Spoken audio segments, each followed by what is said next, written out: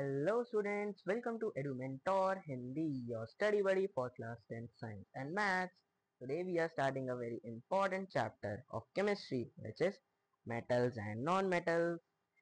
ये चैप्टर आपको केमिस्ट्री के सारे बेस को क्लियर कर देगा और आपको हर टाइप के मेटल और नॉन मेटल की प्रॉपर्टीज और इसके अंदर चैप्टर में आपको बहुत सारी चीजें समझ में आएगी. So get ready with your notebooks or just follow along your screen and let's begin.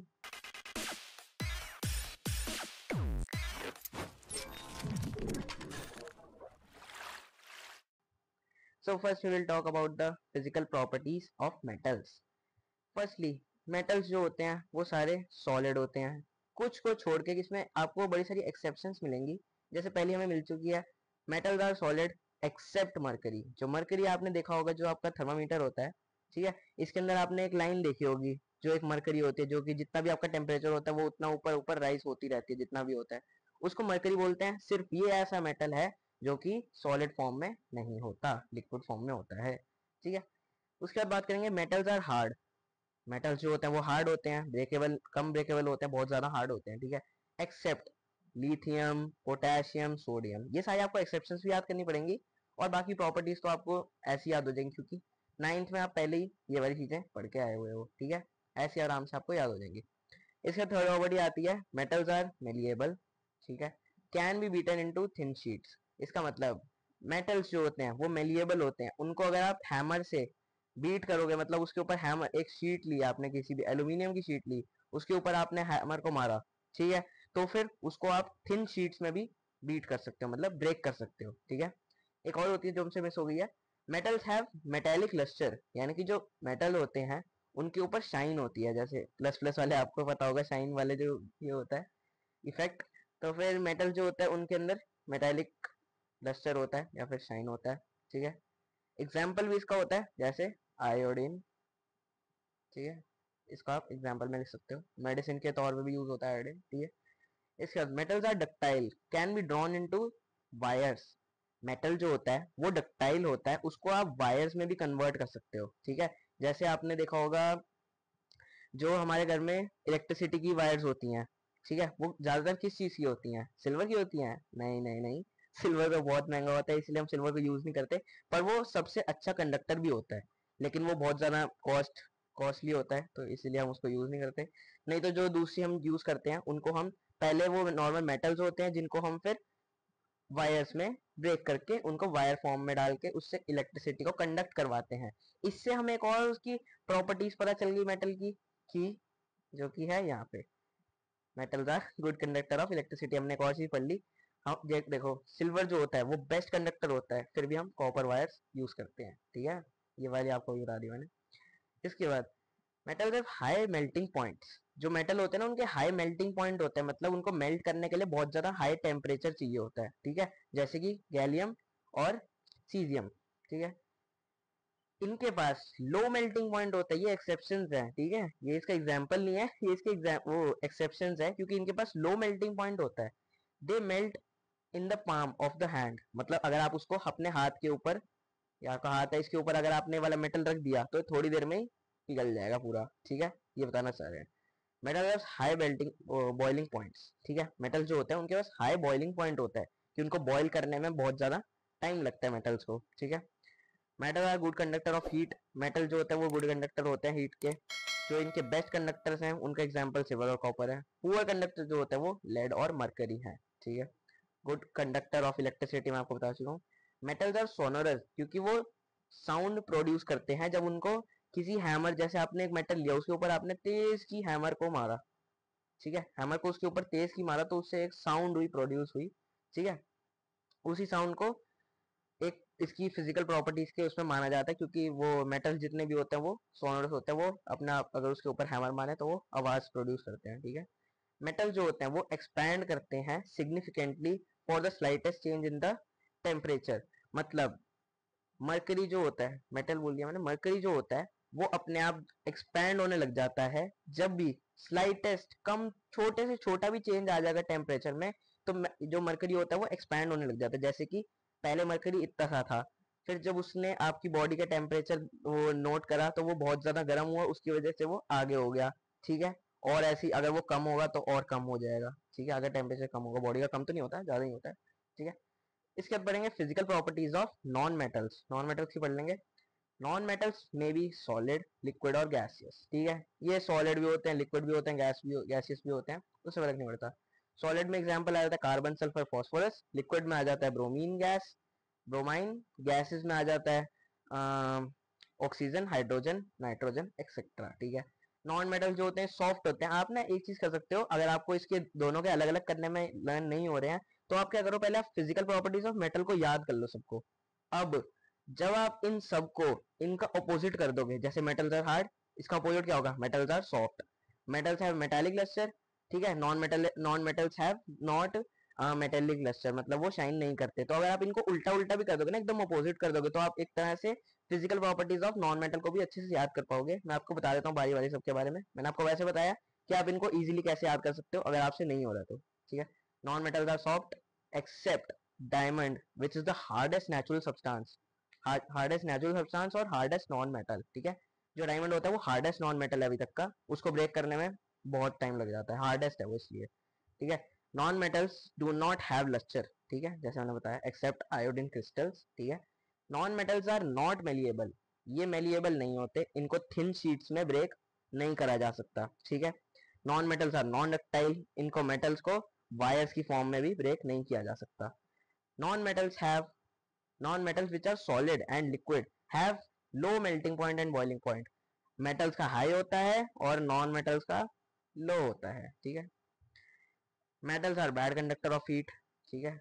Metals are bad conductor of electricity except graphite, graphite को आप ऐसे ही देख सकते हो, आपके पेंसिल हो तो उसके आगे जो एकदम निब होती है, उसकी एकदम टॉपेस्ट पॉइंट होता है उसका, ये ग्रेफाइट से बना होता है, ठीक है। ये इलेक्ट्रिसिटी का सबसे बढ़िया कंडक्टर है नॉन मेटल्स में, ठीक है। एक्सेप्शन है ये एक तरह की। Non metals are not sonorous, ये आवाज नहीं करते अगर इनको बीट बीट करते हैं हैमर से, ठीक है। इसके बाद हम बात करते हैं केमिकल प्रॉपर्टीज ऑफ मेटल्स, ठीक है। Reaction with oxygen, metals react with oxygen to form metallic oxides, metal oxide लिखा है यहाँ पे, metallic oxide बोलते हैं, ठीक है, metallic oxide, ठीक है। मेटेलिक ऑक्साइड, अब इसमें इसका रिएक्शन देख लेते हैं, नीचे लिखा हुआ है, ठीक है। कॉपर हमारा हो गया मेटल, ऑक्सीजन हमारा हो गया गैस, ठीक है। और इसने बनाया CuO, कॉपर ऑक्साइड, ठीक है। अब इसके अंदर आपने देखा होगा, जब भी कोई मेटल ऑक्सीजन के साथ रिएक्ट कर रहा है तो वो उस मेटल का एक ऑक्साइड बना रहा है। जैसे कॉपर ने ऑक्सीजन के साथ रिएक्ट करा तो कॉपर का ऑक्साइड बन गया, एल्यूमिनियम ने ऑक्सीजन के साथ रिएक्ट करा तो एल्यूमिनियम ऑक्साइड बन गया। ऐसी सारे अलग अलग और भी इसके एग्जाम्पल्स है। Na ने ऑक्सीजन के साथ रिएक्ट करा तो Na ऑक्साइड बन गया, सोडियम ऑक्साइड, ठीक है। वैसे ही इन सब का सोडियम हाइड्रोक्साइड बन गया अगर इसको H2O के साथ रिएक्ट करा तो, ठीक है। वैसे ही पोटेशियम को अगर ऑक्सीजन के साथ रिएक्ट करें तो पोटेशियम ऑक्साइड बन गया। ऐसे आपको बड़े सारे एग्जांपल्स मिल जाएंगे, ठीक है। Some metal oxide show acidic and basic properties, ऐसी मेटालिक ऑक्साइड्स जो कि एसिडिक और बेसिक प्रॉपर्टीज को शो करती हैं उनको हम बोलते हैं एम्फोटेरिक ऑक्साइड्स, ठीक है। इनका एग्जांपल बस दो ही है, इनको आप याद कर लेना, यही दो पेपर में आते ज्यादातर। इनको MCQ में दे देंगे या फिर आपसे भी पूछ सकते हैं कि ऐसी कोई भी दो बताओ जो एम्फोटेरिक ऑक्साइड्स, ठीक है, या फिर एम्फोटेरिक ऑक्साइड की डेफिनेशन बताओ। तो आप यहाँ से याद कर लेना, इजी लैंग्वेज में लिखा हुआ है आपके लिए, सबके लिए। PDF का लिंक आपको वही टेलीग्राम चैनल पे मिल जाएगा, अगर आप उसने ज्वाइन नहीं करा है तो आप मेरे चैनल की डिस्क्रिप्शन में जाके वहां से लिंक यूज कर सकते हैं, क्योंकि मैं कमेंट सेक्शन में तो डाल नहीं सकता कुछ यूट्यूब गाइडलाइंस की वजह से, तो वहां से आप यूज कर सकते हैं। उसके बाद ये थोड़े एग्जांपल्स भी हैं इसके, Al2O3 plus HCl gives AlCl3 plus 3H2O, ठीक है। ये वाले मैंने सबके आपको एग्जांपल्स भी नीचे दिए हुए हैं, तो इनसे आपकी और हेल्प हो जाएगी। किसी भी चीज को अगर डेफिनेशन को याद करते हो तो उनके एग्जाम्पल साथ में है, तो ये भी आप पेपर में लिख सकते हो और इसकी वजह से आपको एकदम फुल मार्क्स मिलेंगे, कहीं पे टीचर को कुछ काटने का मौका मिलेगा ही नहीं, ठीक है। इसलिए इसका फायदा उठाओ और इसको यूज करो। इसके बाद हम बात कर लेते हैं अकरेंस ऑफ मेटल्स के बारे में, कि मेटल जो होता है वो कैसे अकर करते हैं। कुछ मेटल जैसे गोल्ड, सिल्वर, प्लैटिनम, ये जो होते हैं ये फाउंड हमें मिलते हैं फ्री स्टेट में मिलते हैं, एकदम कोई भी ऐसे किसी के साथ मिक्सचर में नहीं मिलते हमें, ठीक है। ये हमें अर्थ की क्रस्ट में मिल जाते हैं क्योंकि ये बहुत ज्यादा लेस रिएक्टिव है, लीस्ट रिएक्टिव, ठीक है। Most metals are found as oxides, ज्यादातर मेटल ऑक्साइड में फाउंड होते हैं, मिलते हैं, और कार्बोनेट, सल्फाइड, हैलाइड्स एक्सेट्रा, ठीक है, इनमें ही हमें मिलते हैं। Minerals minerals are the element और compound which occur naturally inside earth crust. Mineral naturally occur होते हैं, कंपाउंड ऐसे कंपाउंड या फिर एलिमेंट जो कि नेचुरली अकर करें अर्थ की क्रस्ट में, नेचुरली अकर होते हैं ये, कोई मैन मेड कुछ इशू नहीं होता इसका, नेचुरली होते हैं एकदम। ठीक है, और की बात कर लेते हैं। The mineral from which metals can be extracted profitably and easily is called a ore. ऐसे मेटल जिनमें ऐसे मिनरल्स जिसमें से मेटल जो होता है वो एकदम आराम से एक्सट्रैक्ट हो जाए प्रॉफिटेबली, इजीली, ठीक है, उसको हम और बोलते हैं। एक और ऐसा जैसे आपने कुछ गेम्स होते हैं उसके अंदर आपको और जैसे माइनक्राफ्ट में हो गया डायमंड और होता है, ठीक है, डायमंड और मतलब उसमें जो बाहर का जो होता है वो आपको एक मिक्सचर फॉर्म में होता है और उसके मिक्सचर के अंदर आपको कुछ ये मेटल्स मिल जाते हैं जैसे डायमंड ऐसे। ठीक है, एग्जाम्पल दे रहा हूँ, ऐसे डायमंड ऐसे नहीं होता, ये मैंने जस्ट आपको एग्जाम्पल दिया है ताकि आपको इजी हो जाए लर्न करना। ठीक है, इसके लिए हम गैंग की बात कर लेते हैं। गैंग गैंग कोई वो वाली गैंग नहीं है जो आप समझ रहे हो। गैंग एक इम्प्योरिटीज होती हैं जो कि प्रेजेंट होती हैं और में, जैसे मैंने अभी आपको डायमंड का एग्जाम्पल दिया। ठीक है, इसके अंदर जो डायमंड था वो तो आपने निकाल लिया, जो बचा हुआ था ना इसको गैंग बोलते हैं क्योंकि ये एक इम्प्योरिटीज है इसके अंदर की। ठीक है, तो इसका एग्जाम्पल्स हो गया जैसे रॉक पार्टिकल्स हो गए, sand particles, clay particles etcetera. उसके बाद हम बात करते हैं extraction of metals from their ores. Ore के अंदर से एक्सट्रैक्ट कैसे करते हैं मेटल्स को। ठीक है, metals are extracted from their ores in three main steps. They are concentration of ore, reduction to the metal और refining। ठीक है, ये तीन आपको याद रखने हैं। ठीक है, इसके बाद concentration of the ore, पहला स्टेप पढ़ लेते हैं, इज रिमूवल ऑफ गैंग यानी कि impurities from the ore by different methods। Concentration of ore होता है कि जब हम गैंग जो होता है यानी कि इम्प्योरिटीज होती है उनको हम अलग अलग मेथड से निकाल दें तो हम उसको कॉन्सेंट्रेशन ऑफ ओर बोलते हैं। ठीक है, इसके बाद ये वाला आपको टेबल याद करना पड़ेगा, ये वाला आपको आपके स्कूल में भी बनवा दिया होगा अगर आपका वो स्टार्ट हो गया ये वाला चैप्टर। तो इसके अंदर हमने स्टेप्स बताए हैं जिसके अंदर हम एक्सट्रैक्ट कर सकते हैं मेटल्स को उसके ओर में से। ठीक है, अगर मेटल जो है वो हाई रिएक्टिविटी का है तो सबसे पहले उसका इलेक्ट्रोलाइसिस हो जाता है मोल्टन ओर का। ठीक है, फिर उसके बाद हमें प्योर मेटल डायरेक्टली मिल जाता है। अगर ओर जो है वो मीडियम रिएक्टिविटी का है तो कार्बोनेट ओर होगा जैसे। ठीक है, तो उसको हम कैल्सिनेशन से करेंगे, और अगर सल्फाइड हो रहा है तो हम उसे रोस्टिंग से करेंगे। और ये वाला स्टेप करने के बाद हम उसका ऑक्साइड निकाल लेंगे। ठीक है, ऑक्साइड निकालने के बाद हम उसका रिडक्शन करेंगे और फिर रिफाइनिंग करके हमें उसका प्योर मेटल मिल जाएगा, मेटल्स का जो कि मीडियम रिएक्टिविटी के हैं। इसके बाद लो रिएक्टिविटी जो होते हैं उनका देख लेते हैं। इलेक्ट्रोलाइसिस होता है सबसे पहले इनका मोल्टन ओर में। ठीक है, सिमिलरली जो हाई रिएक्टिविटी का था पहला स्टेप वही, फिर हमें जो प्योर मेटल मिलता है उसका दोबारा से इलेक्ट्रोलाइसिस करते हैं और फिर हमें फाइनली मिलता है उसका प्योर मेटल। ठीक है, तो अब हम पढ़ेंगे रिएक्टिविटी सीरीज ऑफ मेटल। इसके अंदर मैं आपको ये सारे मेटल्स की रिएक्टिविटी सीरीज का ये चार्ट बना के दिया हुआ है, इसमें से आप इनको याद कर सकते हो। याद क्यों करना है, क्योंकि ये वाली चीजें आपकी इस चीज में यूज हो जाएंगी एक्सट्रैक्शन ऑफ ओर्स में, कि जैसे कि आपको पेपर में गिवन है पोटेशियम। अब आपसे पूछे कि पोटेशियम का कौन से वाले तरीके से होगा एक्सट्रैक्शन, तो आप बोलोगे इस वाले से क्योंकि हाई रिएक्टिविटी वाला है ये, और इसमें पोटेशियम जो वो हाई रिएक्टिविटी वाला है, मोस्ट रिएक्टिव ऊपर ऊपर है ना सबसे, और नीचे जाते हुए लीस्ट रिएक्टिव हो जाते हैं। तो ये वाला पोटेशियम जो है वो हाई रिएक्टिविटी सीरीज वाला इससे हो जाएगा मेटल्स ऑफ हाई एक्टिविटी। ठीक है, ऐसे इन सबको याद कर लेना। इनको याद करने का निमोनिक भी होता है, वो वाला मैं आपको अगली वीडियो में बता दूंगा। ठीक है, या फिर आपको मैं टेलीग्राम चैनल पे भी एक लिख के उसमें बता दूंगा, आप उसमें टेलीग्राम चैनल में देख सकते हो वहां से। ठीक है, इसका निमोनिक। इसके बाद extraction of metals of low reactivity series. ठीक है, जो मेटल्स जो होते हैं जो कि लो रिएक्टिविटी सीरीज में होते हैं यानी कि जो नीचे नीचे वाले जैसे गोल्ड, ठीक है, सिल्वर, मरकरी, कॉपर, ये वाले होते हैं ना लो रिएक्टिविटी सीरीज में। ठीक है, तो इनका कैसे होता है एक्सट्रैक्शन।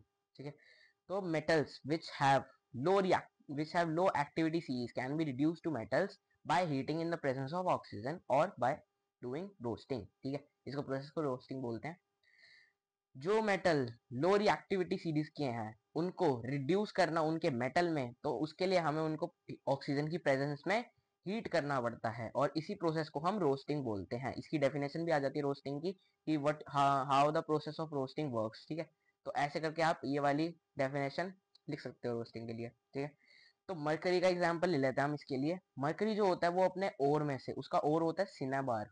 ठीक है, और उसका केमिकल फॉर्मूला होता है HgS, याद रखना इसको। By heating in the presence of oxygen When it is heated in the presence of oxygen, it first converted into mercuric oxide HgO, ठीक है, and on further heating it reduced to mercury। इसका मतलब ये है कि इससे example से हम ये देख सकते हैं कि सिनेबार जो HgS है उससे हमें डायरेक्ट मरकरी कैसे मिलेगा। दो स्टेप में मिलता है। सबसे पहले जो हमारे पास सिनेबार था HgS, उसको हमने ऑक्सीजन के प्रेजेंस में हीट करा, ठीक है, तो उससे हमें मिल गया मर्क्यूरिक ऑक्साइड प्लस O2, ठीक है। इसके बाद हमने जो ये मर्क्यूरिक ऑक्साइड हमें मिला, इसको हमने दोबारा हीट करा तो हमारे पास आ गया मरकरी प्लस ऑक्सीजन। इसी वजह से इसकी मदद से हमें मरकरी मिल गया। इसका हमने एग्जांपल लिया। कॉपर जो होता है वो अपने सल्फाइड और उसका सल्फाइड और होता है CuS, कॉपर सल्फाइड, ठीक है। उसको हीट करने पे प्रेजेंस ऑफ ऑक्सीजन में हमें तब मिलता है जैसे CuS था, सेम उसका वही वाला ऊपर वाला ये जैसे मरकरी के साथ हुआ था सेम इसका वैसे ही प्रोसेस है। तो CuS को हमने ऑक्सीजन के साथ रिएक्ट करा तो हमें मिल गया कॉपर ऑक्साइड और सल्फेट अलग निकल गया। फिर हमने कॉपर ऑक्साइड को, जो हमारा कॉपर ऑक्साइड था, इसको हमने कॉपर सल्फाइड के साथ रिएक्ट करा तो हमें मिल गया कॉपर प्लस SO2 अलग निकल गया, ठीक है। इसके बाद अब हम पढ़ेंगे metals of extraction of metals in middle of the activity series या रिएक्टिविटी सीरीज, ठीक है। मेटल्स जो कि मिडल में होते हैं एक्टिविटी सीरीज में, जैसे कि जिंक, आयरन और पीबी होता है लेड, ठीक है, ये फाउंड होता है हमें ऑक्साइड, सल्फाइड या फिर कार्बोनेट ओर्स की फॉर्म में, ठीक है। इसमें अब बताता हूँ मैं, it is easier to obtain metals from their oxide ores than from their sulphide और कार्बोनेट ओर्स। इसका ये मतलब है कि हमें जैसे कोई भी मेटल है वो उसकी ऑक्साइड फॉर्म में मिला, जैसे ये था, तो इसको इसकी नॉर्मल फॉर्म में निकालना इजी है, क्योंकि जब हमारे पास सल्फाइड ओवर में था, जैसे पहले हमने देखा, तो हमने पहले उसको ऑक्सीजन के प्रेजेंस में हीट करा, फिर हमें उसकी ऑक्साइड मिली ये वाली जैसे, फिर हमने उसकी ऑक्साइड को उसके सल्फाइड से रिएक्ट करा तब हमें उसका नॉर्मल वाला मिला, ठीक है। ऐसे मतलब बहुत सारी मतलब प्रोसेस हो जाती है अगर हम सल्फाइड से नॉर्मल मेटल में चेंज करते हैं। लेकिन अगर हम ऑक्साइड से उसके नॉर्मल फॉर्म में उसको चेंज करते हैं तो वो बहुत ज्यादा इजियर हो जाता है, ठीक है। So non oxide ores are converted into oxide from before reduction, कि पहले हमें ऑक्साइड को पहले हमें सल्फाइड को उसमें कन्वर्ट करना पड़ता है ऑक्साइड में। नॉन ऑक्साइड मतलब जो ऑक्साइड के अलावा है, सल्फाइड और कार्बोनेट्स, इनको पहले हमें ऑक्साइड में कन्वर्ट करना पड़ता है, फिर उसके बाद उसका रिडक्शन करके हमें ओरिजिनल मेटल को निकालना पड़ता है, ठीक है। इसके बाद हम पढ़ेंगे रोस्टिंग और calcination. Roasting is the heating of an ore in the presence of oxygen, ठीक है। जब हम हीट करते हैं एक ओर को उसकी प्रेजेंस ऑफ ऑक्सीजन में, तो एक सल्फाइड ओर जो होता है वो ऑक्साइड फॉर्म में आ जाता है, यानी कि जैसे ऊपर भी एग्जांपल पढ़े, नीचे ये जिंक सल्फाइड का है, इसको हमने ऑक्सीजन की प्रेजेंस में हीट करा तो हमें जिंक ऑक्साइड मिल गई और SO2 तो अलग निकल ही गया, ठीक है। इसके बाद कैल्सिनेशन आता है। Calcination is the heating of an ore in the absence of oxygen.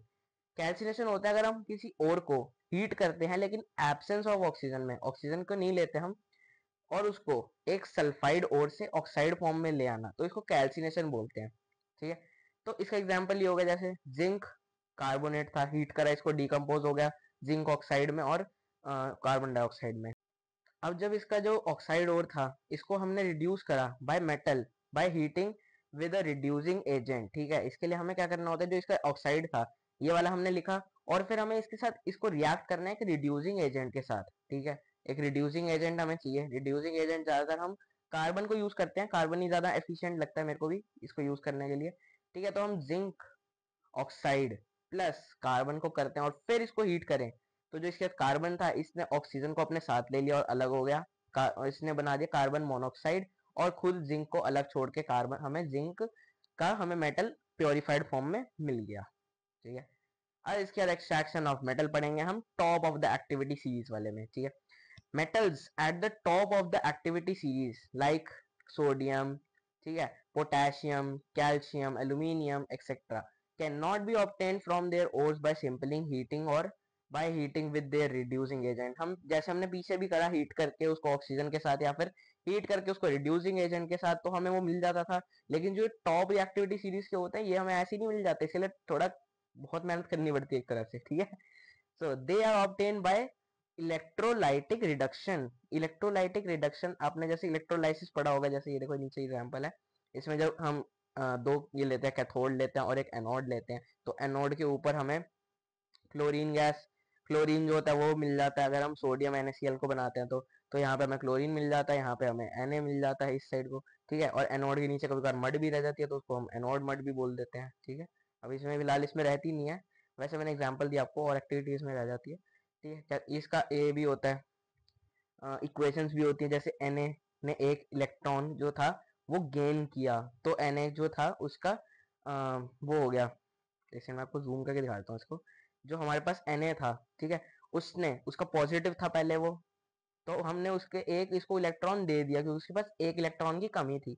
इसके बाद वो एक सोडियम आयन बन गया, ठीक है, ये सोडियम आयन बन गया। और वैसे ही क्लोरीन का, ठीक है, हमारे पास Cl2 होता है, तो हमने इसके 2 इलेक्ट्रॉन्स को इससे निकाल दिया, तो हमारे पास क्या बन गया, क्लोरीन आयन, या फिर इसको क्लोरीन गैस बोल सकते हैं और इसको सोडियम बोलते हैं, ठीक है, नॉर्मल। ये सोडियम इस साइड हो गया और इधर हमारी क्लोरीन गैस या क्लोरीन बोल लो, ठीक है। और ये हमारा जो सॉल्यूशन था, ये तो हमारा NaCl था, अभी मैं आपको बता चुका हूँ, ठीक है। इसके बाद नीचे देख लेते हैं, हमने ये वाला एक बार ये वाला बता देता हूँ आपको। इसका एग्जांपल यही, the electric current is pass through a molten sodium chloride, then sodium metal is deposit at the cathode and chlorine gas is deposit at the anode. ये मैंने आपको बताया, ये वाली इक्वेशन वो थी जो छोटी करके लिखी थी, यहाँ मैंने बड़ी करके लिखी थी, ध्यान नहीं दिया मैंने, ठीक है। यहाँ से आप देख सकते हो PDF में से बताया हुआ आपको कैसे खोलनी है वीडियो, तो अपने आप कर लीजिएगा। तो अब रिफाइनिंग ऑफ मेटल्स, रिफाइनिंग कैसे होती है एक मेटल की, the removal of impurities from the metal to obtain the pure metal is called refining of metals. जो इम्प्योरिटीज होती है मेटल के ऊपर, उनको हटा के जब प्योर मेटल हमें निकालना हो तो उसको रिफाइनिंग बोलते हैं उस प्रोसेस को। The most common method for the refining of the metal is electrolytic refining. Electrolytic refining जो होता है वो मोस्ट कॉमन मेथड है इसकी रिफाइनिंग करने के लिए मेटल की, ठीक है। इस मेथड में क्या होता है, जब एक block of impurity metal is made the anode and the thin sheet of the pure metal is made the cathode, then the electrolyte is a salt solution of the metal to be purified। समझ नहीं आएगा दोबारा बता देता हूँ। इस method में एक जो ब्लॉक ले लेते हैं हम, ठीक है, block of impure metal, impure metal लेते हैं हम, जैसे ये देखो इम्प्योर कॉपर ले लिया हमने, एनोड पे लेते हैं इसको, और प्योर कॉपर को लेते हैं हम कैथोड पे, लेकिन एक थिन शीट होती है इसकी, ठीक है। ये वाला तो हम मतलब जितना हम चाहे उतना ले सकते हैं, इसको थोड़ी थिन शीट लेते हैं, थोड़ा कम क्वांटिटी में लेते हैं एक तरह से, ठीक है। हमने इसको एनोड बना दिया और इसको कैथोड बना दिया। इसके बाद जो इलेक्ट्रोलाइट है, इलेक्ट्रोलाइट जो है वो सॉल्ट है, सॉल्ट सॉल्यूशन है ऑफ मेटल, और इसी से ही वो प्योरीफाई होगा, जो भी हम आगे वाली प्रोसेस में भी बता रहा हूँ आपको, जो एग्जांपल लेके समझाता हूँ। इस इलेक्ट्रोलाइटिक रिफाइनिंग में, जो कि कॉपर की अभी नीचे हम दिखा रहा हूँ मैं अभी, इसमें एक ब्लॉक ऑफ कॉपर लिया हमने जिसको हमने एनोड बनाया हुआ है, और एक थिन शीट लिया प्योर मेटल की जिसको हमने कैथोड बनाया हुआ है, ठीक है।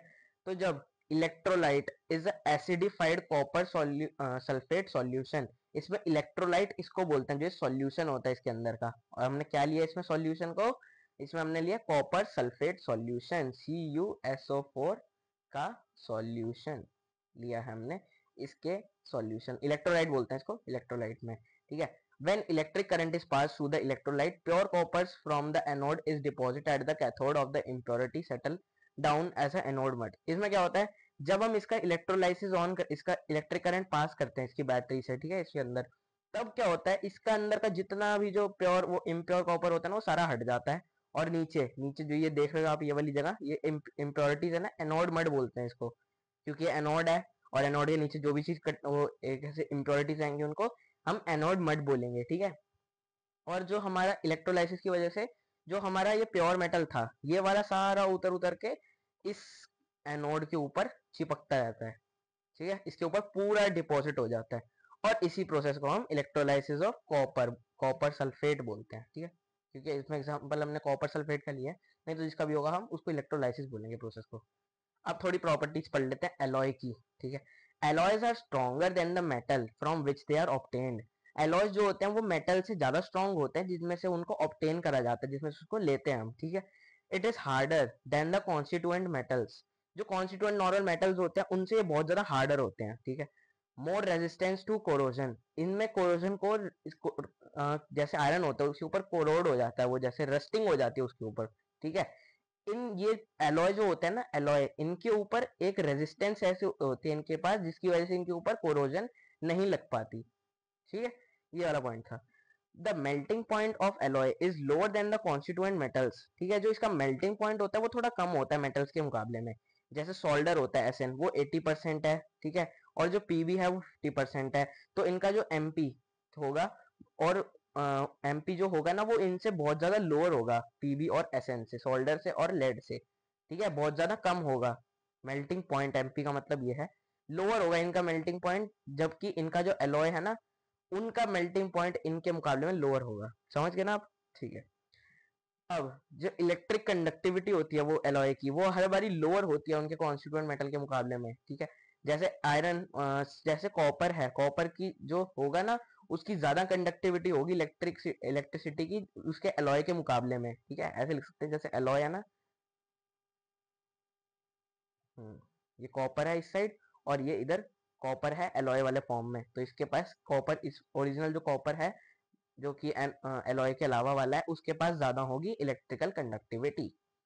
इसके बाद मैंने आपको ये एक प्रॉपर प्रॉपर्टीज के लिए याद करने के लिए इनको साइड बाय साइड एक टेबल बनवा के दिया है, इसको आप याद कर सकते हो इजीली, इससे कि सारे डाउट जितने भी होंगे वो सारे क्लियर हो जाएंगे, ठीक है। चलो इसके बाद कैल्सिनेशन और रोस्टिंग में डिफरेंस देख लेते हैं। It is done for carbonate ores, it is done for sulphide ores. Sulphide ores are heated in the presence of oxygen और कार्बोनेट्स और are heated in the absence of oxygen, ठीक है। Easy, एकदम easy busy language है। इसके नीचे आप example भी दे सकते हो अगर 3 नंबर का मान लो आ जाता है, ठीक है। इसके बाद रिएक्शन विद एसिड्स, ठीक है, जब मेटल एसिड के साथ रिएक्ट करता है, हमने चैप्टर 1 में आपने जैसे देखा था उसमें हमने बड़ी सारी रिएक्शंस देखी थी, तो वैसी एक ये भी रिएक्शन है, मेटल प्लस एसिड क्या देता है आपको याद ही होगा, metal plus acid gives salt plus hydrogen gas, ये आपने मैंने आपको पढ़ाया था पहले भी। ये थोड़ी सी एग्जांपल है इसकी, ये याद रख लेना। इसकी हेडिंग ये पढ़वा देता हूँ, metals react with dilute acid to form salt and hydrogen, वही वाली इसमें मैंने थोड़ा समराइज करके लिखा हुआ है क्योंकि मैंने आपको डीप में तो उसमें समझा चुका हूँ अच्छे से। रिएक्शन विद वाटर, मेटल जब वाटर के साथ रिएक्ट करता है तो वो उसकी मेटल हाइड्रोक्साइड्स बना देता है और हाइड्रोजन गैस अलग कर देता है, ठीक है। इसको एक सिंपलर वो उसमें इक्वेशन बता देता हूँ कैसे होगी। जैसे आपने लिया मेटल, ठीक है, metal plus water gives metal की हाइड्रोक्साइड, OH लिखा हाइड्रोक्साइड के लिए, प्लस H2 गैस, ये वाली इसकी नॉर्मल एकदम लैंग्वेज हो गई याद करने के लिए, ठीक है। इसके बाद the reactivity of different metals with water is different, जो रिएक्टिविटी होती है अलग अलग मेटल्स की वो वाटर के साथ अलग अलग ही होती है। जैसे sodium and potassium reacts violently with the cold water to form sodium hydroxide and hydrogen which catches fire, ठीक है, हाइड्रोजन गैस जो है तो वो उस पर अगर हम ऐसे जैसे हम उसके ऊपर वो करते हैं मैच स्टिक से टेस्ट कर देते हैं ना, जैसे उसके ऊपर हमने मैच स्टिक को फायर करके उसके आगे करा तो पॉप साउंड आता है, तो वैसे ही वो कैच कर सकता है फायर को, इसलिए हम उसको वाटर के अंदर ही रखते हैं, कोल्ड वाटर में, ताकि वो बाहर ऐसे सराउंडिंग के साथ रिएक्ट ना करे, ठीक है। वैसे इनके साथ होता है कैल्शियम जो होता है वो लेस वायलेंटली रिएक्ट करता है वाटर के साथ to form calcium hydroxide and water, और ये कैच नहीं करता फायर क्योंकि लेस वायलेंटली रिएक्ट कर रहा है, ठीक है। वैसे ही और एग्जांपल्स हैं, इनको भी देख सकते हो आप। इसके बाद फॉर्मेशन ऑफ मैग्नीशियम क्लोराइड, यानी कि मैग्नीशियम क्लोराइड के मॉलिक्यूल्स यानी कि MgCl2, ठीक है, ये फॉर्म कैसे होता है। हमने पहले Mg लिया, ठीक है, Mg के पास होते हैं एक्स्ट्रा टू एक्स्ट्रा एटम्स होते हैं, जैसे कि हमने इसका वो पढ़ा हुआ है, इसका एटॉमिक स्ट्रक्चर जो होता है सबसे पहले 2 8 और 2, मतलब इसके साथ 2 एक्स्ट्रा है, ठीक है। तो जिसके साथ भी ये रिएक्ट करेगा उसको ये 2 दे सकता है, तो Mg के पास ये 2 एक्स्ट्रा है इसलिए हमने इसको अलग निकाल के हमने बना दिया नॉर्मल मैग्नीशियम आयन। अब क्लोरीन की बात कर लेते हैं, क्लोरीन के पास दो, उसको 2 चाहिए होते हैं, ठीक है, क्लोरीन को 2 चाहिए होते हैं, नहीं मतलब क्लोरीन जो होता है उसको एक चाहिए होता है, इसलिए हम क्लोरीन जो है ना उसको हम 2 क्लोरीन के एटम लेते हैं, क्योंकि मैग्नीशियम सिर्फ एक को 2 थोड़ी ना दे देगा, क्योंकि उसको नीड एक की है, लेकिन मैग्नीशियम 2 थोड़ी ना देगा उसको। तो वैसे ही हम 2 क्लोरीन के ले लेते हैं और एक मैग्नीशियम ले लेते हैं, जिसमें मैग्नीशियम एक इसको दे देता है एक इसको दे देता है और फॉर्म कर लेता है इनके साथ, इनको इनके साथ मिलके बन जाता है मैग्नीशियम क्लोराइड, ठीक है, MgCl2। यहाँ पे एकदम प्रोसेस आप पूरा देख सकते हो, जैसे Mg के बाहर 2 प्लस था और इनके बाहर माइनस माइनस, तो इनको जब हमने रिएक्ट करा तो ये बन गया MgCl2, ठीक है। इसके बाद reaction of metals with metal salt solutions, जब रिएक्शन होता है मेटल का मेटल सॉल्ट सॉल्यूशंस के साथ तो क्या होता है वो भी पढ़ लेते हैं। A more reactive metal displaces a less reactive metal to form it salt solution, displacement reaction मैंने आपको जैसे पढ़ाया था वही सेम इसमें है, जैसे Mg+CuSO4 गिव्स MgSO4+Cu। Mg ज्यादा रिएक्टिव था कॉपर से, तो उसने कॉपर को रिप्लेस करके MgSO4 बना दिया और Cu बना दिया। अगर आपको इसमें दिक्कत आ रही है तो आप चैप्टर 1 वाली वीडियो देख सकते हो, उससे आपको और सारे डाउट्स क्लियर हो जाएंगे, उसमें मैंने एकदम सही से समझाया हुआ है। ठीक है, इसके बाद the reactivity of different metals with oxygen is different. जब ऑक्सीजन के साथ हम किसी और मेटल को रिएक्ट करते हैं तो वो बहुत अलग तरीके से होता है एक तरह से। जैसे मेटल लाइक पोटेशियम, सोडियम एकदम विगरसली यानी कि बहुत ज्यादा एक्सोथर्मिकली वायलेंटली उसके साथ रिएक्ट करते हैं ऑक्सीजन के साथ, और वो कभी कभार कैच भी कर लेते हैं फायर को अगर उनको ओपन में ही छोड़ देते हैं तो। इसलिए उनको केरोसिन के अंदर डिप करके ऐसे, मतलब केरोसिन के अंदर उनको रखा जाता है ताकि वो ऐसे बाहर एटमॉस्फेयर में आके फायर ना कैच कर लें। ठीक है, इसके बाद if magnesium is heated it Burns with a bright flame. जब मैग्नीशियम को हम हीट करते हैं, ठीक है, मैग्नीशियम को हमने हीट करा तो फिर वो जब ऐसे रिएक्ट करता है कि वो एकदम ब्राइट लाइट आती है, क्योंकि जब मैग्नीशियम ने हाइड्रो ऑक्सीजन के साथ रिएक्ट करा ना एयर में, और उसने MgO बना दिया, और MgO जो होता है वो बहुत ब्राइट लाइट वो शो करता है, इसी की वजह से वो ये ब्राइट फ्लेम के साथ बर्न करता है। Iron is heated to glow brightly. Iron का भी सेम ऐसी है। ठीक है, वैसे ये थोड़े और एग्जांपल्स हैं। इसके कोरोजन की बात कर लेते हैं। कोरोजन जो होता है वो एक ऐसा डैमेज होता है मेटल के ऊपर जिसकी वजह से जो उसके अंदर जिसकी वो किसकी वजह से होता है, ऑक्सीजन की वजह से होता है, मॉइस्चर की वजह से होता है, और कार्बन डाइऑक्साइड की वजह से होता है कोरोजन। ठीक है, कोरोजन के बारे में भी आपको मैंने फर्स्ट चैप्टर में बताया था। ठीक है, और इसमें हमने एक एक्टिविटी से भी इसको हम चेक कर सकते हैं कि किस में ज्यादा कोरोजन होगा। इसके बाद हम प्रिवेंशन ऑफ कोरोजन के बारे में बात कर लेते हैं। तो corrosion of metal can be prevented by, इनको प्रिवेंट कैसे करते हैं, इसके ऊपर या तो हम ऑयल या फिर ग्रीस लगा सकते हैं, या तो पेंट लगा सकते हैं, या फिर गैल्वेनाइजेशन करते हैं यानी कि कोटिंग कर दो इसकी जिंक के साथ, और इसके अंदर हम टिनिंग भी कर सकते हैं यानी कि कोट कर दो टिन के साथ। ठीक है, तो टिनिंग हो गया, जिंक के साथ करोगे गैल्वेनाइजेशन हो गया, ऐसे इनके नाम होते हैं। और बाय एलॉइंग भी कर सकते हैं, इनके ऊपर एलॉय भी लगा सकते हैं। एलॉय की डेफिनेशन मैंने आपको पहले बढ़वा दी थी, तो ये वही सेम लिखी हुई है और एग्जांपल्स के साथ। ठीक है, अब इसमें आयनिक कंपाउंड के बारे में बात करेंगे जो कि इलेक्ट्रोवैलेंट कंपाउंड्स होते हैं। तो ionic compounds are the compound formed by the transfer of electrons from a metal to a non metal. ठीक है, तो अब इसकी प्रॉपर्टीज पढ़ लेते हैं आयनिक कंपाउंड्स की। They are formed by the transfer of electrons and are made up of ions. जब ट्रांसफर हो जाए इलेक्ट्रॉन्स इसी एक एलिमेंट इसी एक कंपाउंड के, तो फिर वो एक आयन बना देता है उसका, जैसे कि, और एक दे आर क्रिस्टलाइन सॉलिड। ये क्रिस्टलाइन सॉलिड होता है, मतलब बहुत ज्यादा क्रिस्टल फॉर्म में होते हैं और सॉलिड की फॉर्म में होते हैं। ठीक है, they have high melting points and boiling points. इनका मेल्टिंग पॉइंट और बॉइलिंग पॉइंट बहुत ज्यादा हाई होता है। ठीक है, they are soluble in water but insoluble in organic solvents, जैसे कि पेट्रोल और केरोसिन में इनको डिसॉल्व नहीं कर सकते। और ये कंडक्ट करते हैं इलेक्ट्रिसिटी मोल्टन स्टेट्स में या फिर सॉल्यूशन स्टेट में, सॉलिड स्टेट में नहीं करते। इन्हीं से ये आपको फिगर से भी समझ आ रहा होगा। ठीक है, how do metal and non metal how do metal and non metal react, and यहाँ पे एंड लिख दिया शायद। ठीक है, तो मेटल और नॉन मेटल कैसे रिएक्ट करते हैं। जब मेटल जो होता है वो लूज कर देता है अपना इलेक्ट्रॉन्स और और बन जाता है पॉजिटिव आयन, तो इसको बोलते हैं हम इलेक्ट्रोपॉजिटिव एलिमेंट। ठीक है, example the atomic number of sodium is 11। ठीक है, the electronic configuration is 281 since it has one valence electron. एक एक्स्ट्रा इलेक्ट्रॉन पड़ा है इसके पास इसकी वैलेंसी को बैलेंस करने के लिए, तो वो एक लूज कर देता है और बना देता है सोडियम प्लस का आयन। ठीक है, अब जो नॉन मेटल्स की ले लेते हैं example, the non metals gain electrons to become negative ions. ये जो होते हैं इनके पास एक की कमी होती है, जैसे एग्जांपल ले लेते हैं क्लोरीन, इसका 17 होता है, इसकी इलेक्ट्रॉनिक कॉन्फ़िगरेशन होती है 287। इसके पास 7 तो होते हैं, इसको बस एक चाहिए होता है, इसीलिए एक को लेने के लिए ये नेगेटिव आयन बना देता है Cl नेगेटिव। और नीचे आपको इसका इलेक्ट्रॉनिक कॉन्फ़िगरेशन भी ऐसे दिखाया हुआ है मैंने, जिसके अंदर NaCl जो होता है वो फॉर्म किया हुआ है। ठीक है, इसके बाद थर्मेट रिएक्शन होता है जिसमें sometime reactive metals like NaCaAl etcetera are used as a reducing agent to obtain metal from their oxides. Thermite reaction वो होता है जिसके अंदर ये वाले जो होते हैं इनको क्या बोलते हैं, रिड्यूसिंग एजेंट्स। इनको यूज कर देते हैं ताकि हम किसी एलिमेंट की ऑक्साइड को उसमें से हटा के एक मेन उसका एलिमेंट जो है उसको प्योरीफाइड फॉर्म में निकाल सके। ठीक है, एग्जाम्पल ही दिया हुआ है, manganese oxide plus aluminium gives, manganese अलग कर दिया और AlO3 यानी कि एल्यूमिनियम ऑक्साइड को अलग बना दिया और हीट थोड़ी सी रिलीज कर दी, एक्सोथर्मिक रिएक्शन है क्योंकि हीट रिलीज हुई है इसमें, ठीक है। The reaction between metals and aluminium is highly exothermic and the metals are obtained in molten state, such reaction are called thermic reaction. यहाँ से आप डेफिनेशन इसकी याद कर सकते हो, इजी है यहाँ पे बुक में से अगर नहीं याद हो रही तो।